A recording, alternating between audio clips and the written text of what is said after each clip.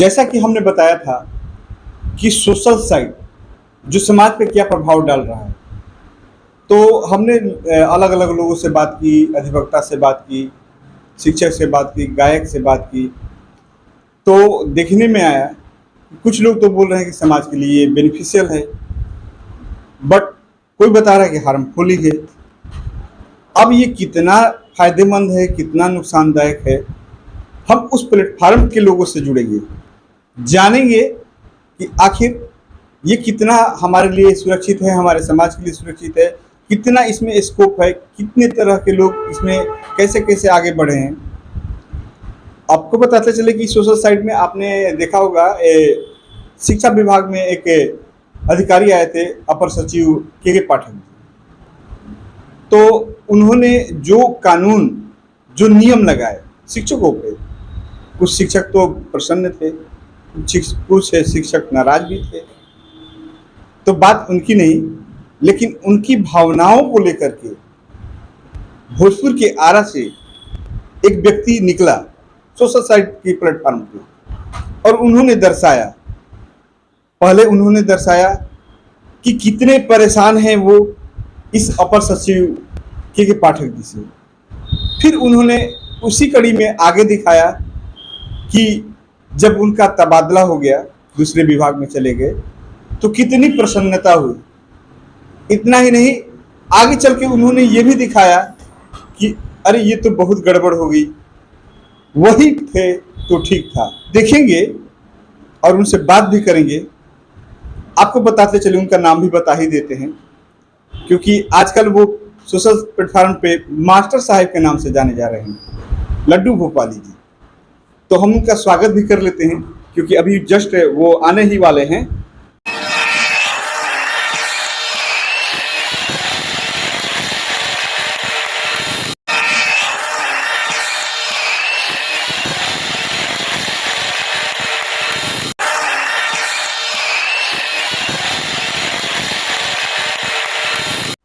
जैसा कि हमने बताया था कि हम सीधे इनसे बात करते हैं।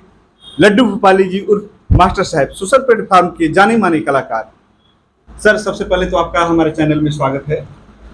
नमस्कार, और आपके चैनल को भी बहुत बहुत धन्यवाद, एसएस न्यूज़ को मेरे तरफ से कि आप आएँ और मुझसे कुछ सवाल कर रहे हैं, और मैं कोशिश करूंगा कि सही सही जवाब दे पाऊँ आपको। बहुत बहुत धन्यवाद। सबसे पहले हमारा समाज में ये सवाल है कि सोशल प्लेटफॉर्म जो है समाज के लिए कितना लाभदायक या कितना नुकसानदायक है? देखिए, लाभदायक तो उनके लिए है जो स्ट्रगल कर रहे हैं। जैसे बहुत से छोटे छोटे कलाकार जो थिएटर से निकलते हैं, तो उनके लिए तो ये लाभदायक है। एक प्लेटफॉर्म मिला, जिनको बड़े बड़े मूवी नहीं मिलती है या सीरियल नहीं मिलता है, तो इस प्लेटफॉर्म पे छोटा छोटा काम करके अपने कलाकारी को जिंदा रखते हैं, या अपने आत्मविश्वास को जगाए रखते हैं कि हम भी कलाकार हैं और हम भी काम किए। पर उससे ज़्यादा ही हानिकारक है। आज हमको लग रहा है कि हर घर में बच्चा हो, महिला हो, जो भी हैं, सारे लोग अपने काम, पढ़ाई सब छोड़ छाड़ के इसी पे लगे हैं कि हम वायरल हो जाएं, पैसा आएगा। केवल रील्स देख रहे हैं, रील बनाएं, रील देख रहे हैं। तो कहने का मतलब ये कहीं ना कहीं हमारे पूरे भारत के लिए ये नुकसानदायक है। ये तो आपने, चूंकि आप एक कलाकार हैं, हाँ, तो कला से जुड़े हुई बात बताइए। यहाँ पढ़ाई को लेकर भी सोशल प्लेटफॉर्म में बहुत सारा है, न्यूज को लेकर भी बहुत सारा है। तो ऐसा है ना, देखिए, कहने का मतलब है कि दुकान में दूध भी बिक रहा है, शराब भी बिक रहा है, तो लोग शराब की तरफ ज़्यादा आकर्षित होते हैं, इसलिए कि दूध एक महीना पे फायदा करेगा, मगर शराब पीते पीते अपना काम स्टार्ट कर देता है। तो अभी जो समाज है हमारा सीधे गलत रास्ता की तरफ भटक चुका है, तो उसको लाने के लिए यही प्लेटफॉर्म आगे भी आएगी। इसलिए कि यही अभी चल रहा है। देखिए, थिएटर बंद है, थिएटर चल रहा है, मगर थिएटर के में लोग नहीं जा रहे हैं देखने। केवल कोरम पूरा हो रहा है, कोरम पूरा हो रहा है। जो रंगकर्मी है अपना जाके नाटक किए हैं, रंगकर्मी ही जाके नाटक देख रहे हैं। अच्छा, दूसरा कि जितना सिनेमा हॉल था बड़े बड़े शहरों में, तो एक है भी। आपने तो वो दौर भी देखा होगा आरा में, जब रंग स्टेज प्रोग्राम हुआ करता था, कथा नाटकें हुआ करती, क्या उमंग था लोगों का, उमंग बहुत था। और आज भी है, आज भी है, पर हो नहीं रहा है। हमारे पूरे इस शहर के दुर्भाग्य है, आरा शहर में, कि नहीं हो रहा है। अच्छे अच्छे रंगकर्मी हैं। अभी हम लोग एक गंगा स्नान भिखारी ठाकुर जी का लिखा हुआ नाटक कर रहे हैं, जो कि अभी पूरे भारत में 25 से 30 जगह, और विश्व के सबसे बड़ा महोत्सव भरांगम में भी हम लोग गए। सरकार की ओर से भी सहयोग मिलना चाहिए। हाँ, ये जो महोत्सव हम लोग गए थे, या महोत्सव हो रहा है, तो सरकार की तरफ से इसमें एकदम सहयोग है। और स्थानीय हमारे जो भोजपुर जिला प्रशासन है, ये स्थानीय लोगों का सहयोग नहीं कर रहा है। बाकी सेंट्रल से, बिहार सरकार से, हर तरह से इसका फंड आता है, मगर भोजपुर के जो कलाकार हैं, इनको कोई सुविधा नहीं मिल पा रहा है। नहीं तो जितने कलाकार हैं धीरे धीरे वो रोड पे आएंगे और टूटते टूटते बिखर जाएंगे। वही है। हमारी संस्कृतियों को संजोने के लिए कौन आगे आएगा? सरकार तो आएगी नहीं। सरकार नहीं आ रही है। सरकार का तो पहल है कि करे, महोत्सव करा रहा है, बुला रहा है, कलाकारों को बुलाता है। बड़े बड़े छोटे छोटे दोनों महोत्सव हो रहा है, छोट बड़। और पटना में जाइए, हर एक रंगकर्मी का करीब करीब स्कॉलरशिप है, जो लोग लगे हैं। पटना में जाइएगा तो कोई भी ऐसा दिन नहीं है जो कि थिएटर में नाटक नहीं होता है। पर ये हमारे भोजपुर जिला का दुर्भाग्य है कि यहाँ का प्रशासन, यहाँ का जो कला विभाग है, ये ध्यान नहीं दे रहा है। अब क्यों नहीं दे रहा है? यहाँ तो रंगकर्मियों का रिहर्सल करने का जगह नहीं है, हॉल नहीं है। हॉल के लिए जाइए तो 20 से 30 हज़ार खाली हॉल लाइट को देना पड़ता है, तो कहाँ से नाटक होगा? पर पटना में जाइए, हॉल है, फ्री है, रिहर्सल करने का जगह है, लाइट साउंड है, बहुत कम पैसा पे मिल जाता है। मतलब कोई जगह नहीं बची। यहाँ कोई जगह नहीं है भोजपुर में। ये दुर्भाग्य है भोजपुर का। आपसे बात करने का वजह ये हुआ कि सोशल प्लेटफॉर्म पे आप भी आजकल छाए हुए, मास्टर साहब के नाम से कैसे मन में आया ये? देखिए, हमारे बहुत सीनियर लोग हैं जो कि टीचर हैं, सरकारी विद्यालय में हैं और साथ में रहते हैं। तो एक पे के पाठक हैं, अब बेवजह जो इधर का उधर की हैं। कहने का मतलब है कि नियम कानून लगाना सही बात है, कुछ टीचर लोग गलती भी किए हैं, इसीलिए इतना नियम कानून पाठक जी ने लगाए। पर एक पे कोई काम नहीं करना चाहिए। आए और एक पे जो काम किए ना, तो टीचर लोग का बहुत परेशानी हुई। और वो जो हमारे साथ सीनियर रहते थे लोग, तो उन लोगों को परेशानी देख कर हमको हंसी आने लगा, और उसी पे हमको थीम मिल गया और हम बनाना शुरू किए। जी, अब भूमि से शिखर तक आप जहाँ तक पहुँचे, वहाँ तक के सफ़र में आपने बहुत सारी कठिनाइयों की झेली होगी। कैसे शुरुआत हुई आपकी? मतलब पहले क्या करते थे, स्टार्टिंग में क्या करते थे? देखिए, हम स्टार्टिंग में साइकिल रिपेयरिंग का काम करते थे, रमना मैदान के पास आज भी है दुकान। और हम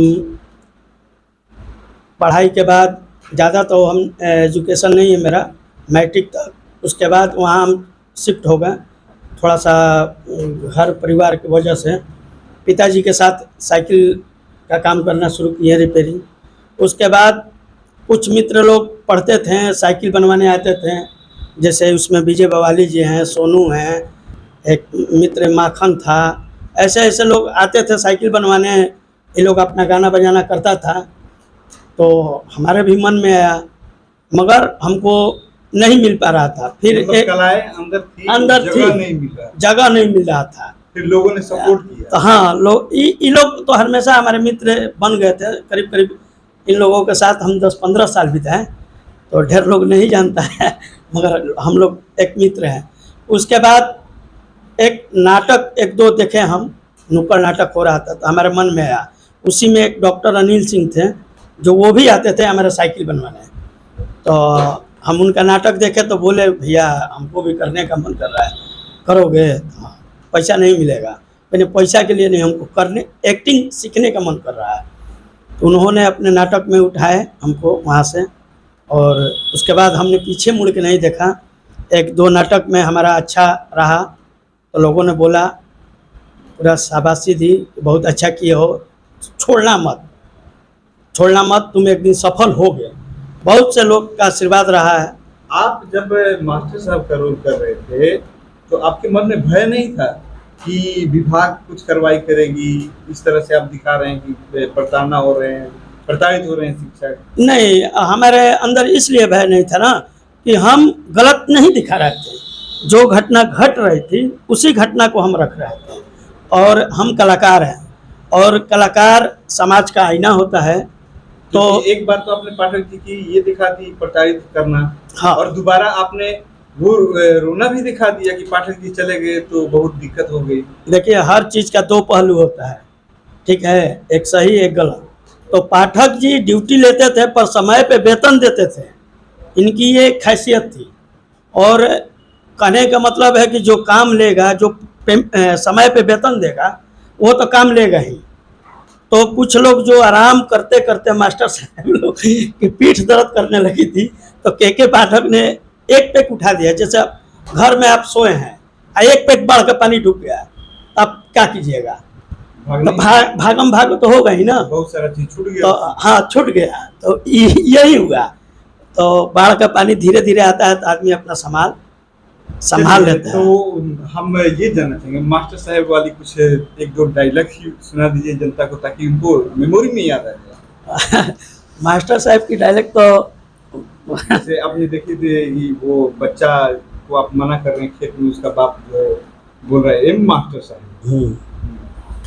हाँ वो बोल रहा है, तो उसमें है कि जा जैसन बाड़ा वैसन तार लैको हो। कहने का मतलब है कि आप जिस परिवेश में है, चाहे जो आप अपने बच्चे को सिखा रहे हैं आप, या एक लाइन में उसको कहा जाए कि हम जैसा है हमारा 3 पीढ़ी तक वैसा जाता है।